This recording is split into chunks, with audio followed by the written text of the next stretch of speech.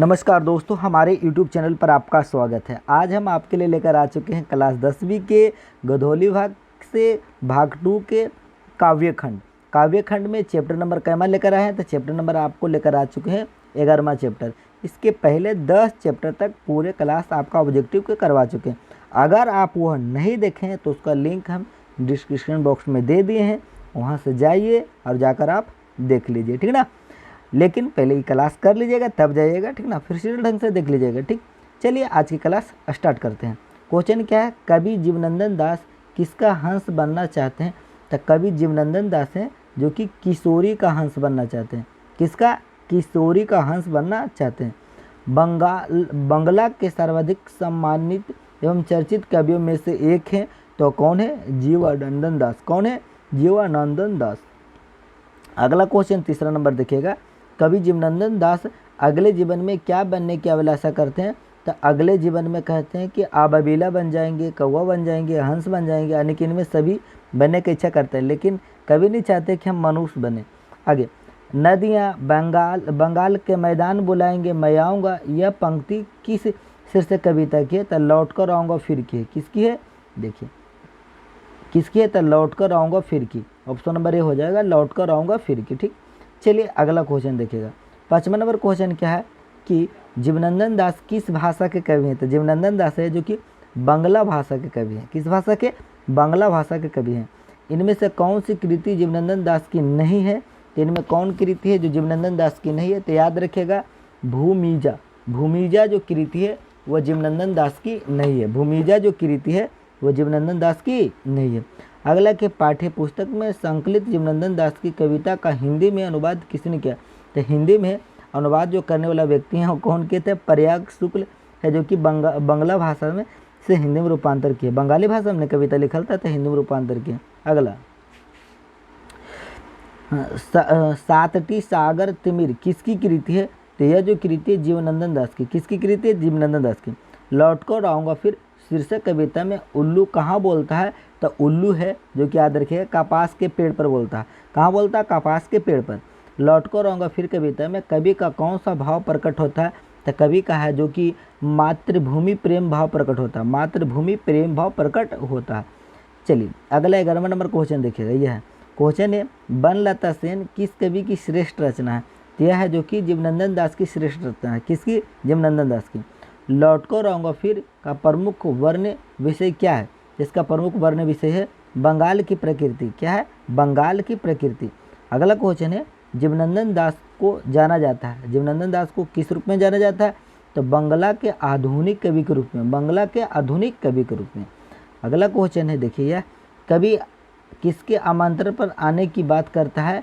तो कवि है जो कि नदियों और मैदानों का आमंत्रण पर आने की बात करता है। कवि कहते हैं कि नदी और मैदान है जो कि हमको ज़रूर बुलाएगा। अगला क्वेश्चन है, कवि अगले जन्म में क्या क्या बनने की संभावना करते हैं। तो कवि हैं जो कि अगले जन्म में चाहते हैं कि कौवा बन जाए, हंस बन जाए, उल्लू बन जाए, सारस बन जाए। अगला क्वेश्चन देखिएगा 16 नंबर का क्वेश्चन क्या है, कवि किसके बीच अंधेरे में होने की बात करता है। तो कवि है जो कि सरसों के बीच अंधेरे में होने की बात करता है। किसके बीच? सरसों। रूपसा क्या है। तो रूपसा है जो कि बंगाल की नदी है। बंगाल की नदी है। जीवनानंद दास का जन्म कब हुआ है। तो याद रखिएगा 1899 में हुआ। कब हुआ है? 1899 में। लौट कर आऊँगा फिर कविता है। लौट कर आऊँगा जो फिर कविता है, यह जो कविता किस प्रकार की है। तो राष्ट्रीय चेतना की कविता। ऑप्शन नंबर ए हो जाएगा, राष्ट्रीय चेतना कविता। यह देखिएगा 20 नंबर क्वेश्चन देखिए, जीवनानंद दास हैं। तो जीवनानंद दास हैं जो कि साहित्यकार हैं। जो क्या है? तो साहित्यकार हैं। कवि मृत्योपरांत कहाँ आने की लालसा रखता है। तो कवि मृत्योपरांत मातृभूमि बंगाल में आने की लालसा रखते हैं। कहाँ? तो बंगाल में आने की लालसा रखते हैं। लौट कर आऊँगा फिर शीर्षक कविता किनकी रचना है। तो यह जो रचना है जीवनानंद दास की रचना है। किनकी रचना है? तो जीवनानंद दास की। अगला क्वेश्चन है कि लौट कर आऊँगा फिर कविता किस कवि द्वारा भाषांतरित की गई है। मतलब कौन है जो कि इस कविता को हिंदी में रूपांतरित की है।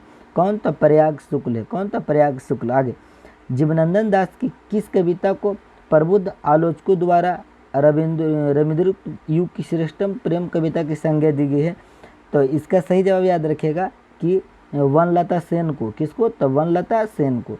अगला क्वेश्चन देखिएगा 25 नंबर का, यह कि कवि किस प्रकार के चावल का वर्णन करता है? तो कवि हैं जो कि नया चावल का वर्णन करते हैं। किसका? नया चावल के। कवि अगले जन्म में बनना नहीं चाहता था। कवि अगले जन्म में है जो कि ए और बी दोनों ऑप्शन होगा, यानी कि मनुष्य और जानवर है जो कि नहीं बनना चाहते हैं। क्या क्या? मनुष्य और जानवर नहीं बनना चाहते हैं। कभी अगला जन्म में बनना भी चाहते हैं तो पक्षी बनना चाहते हैं। अगला, पक्षी अपने घर कब लौटते हैं? तो पक्षी अपने घर है जो कि शाम को लौटते हैं। कब? तो शाम को। गंध जहाँ होगी ही हरी, गंध जहाँ होगी भरी घास की, किस कवि की पंक्ति है? तो जीवनंदन दास की पंक्ति। किसकी? जीवनंदन दास की। ठीक, चलिए अगला क्वेश्चन देखिएगा। यह 29 नंबर का क्वेश्चन है यह कि लौट कर आऊँगा फिर पाठ के कवि कहाँ लौटने की बात करते हैं? तो बंगाल में लौटने की बात करते हैं। ये चाहते हैं कि हम बंगाल में लौटें। कहाँ? बंगाल में लौटें। ठीक, अगला है कवि अगले जन्म में कहाँ लौट कर आने की बात करता है? तो बंगाल में आने की बात करता है। ठीक, तो इस चैप्टर से 30 इम्पोर्टेंट क्वेश्चन जो था और जो एग्जाम में क्वेश्चन पूछा साथ साथ में वो भी आपको करवा चुके हैं। साइड में देखते होंगे, जैसे देखिए 2020 में पूछा, 2019 में पूछा, आप देखते होंगे ऐसा। तो अगर आप शुरू से लेकर अंत तक 30 क्वेश्चन ध्यानपूर्वक देखें तो ये क्वेश्चन का जवाब तो आप आराम से दे सकते हैं। ठीक ना? तो वह क्या क्वेश्चन है जल्दी से आप बता दीजिएगा कि जीवनंदन दास का जन्म कब हुआ? जीवनंदन दास का जन्म कब हुआ? और इसका जवाब आप कमेंट बॉक्स में कीजिएगा और अपना नाम लिख कर कीजिएगा। ठीक ना? और ऐसे तो ढेर दिन से क्लास करवा रहे हैं हिंदी का, लेकिन एक भी दिन नहीं बोले कि हमारे चैनल को सब्सक्राइब कीजिए, लाइक कीजिए। लेकिन आज आपसे बोल रहे हैं कि अगर आपको ये वीडियो अच्छा लगा है और पसंद आए तो एक लाइक ठोक दीजिएगा, अपने दोस्तों को शेयर कीजिए, और चैनल पर नए हैं तो चैनल को सब्सक्राइब ही कर लीजिए। ठीक, फिर आपसे मिलते हैं अगली वीडियो में। आज के लिए बस इतना ही। बाय बाय, टाटा, जय हिंद, वंदे मातरम।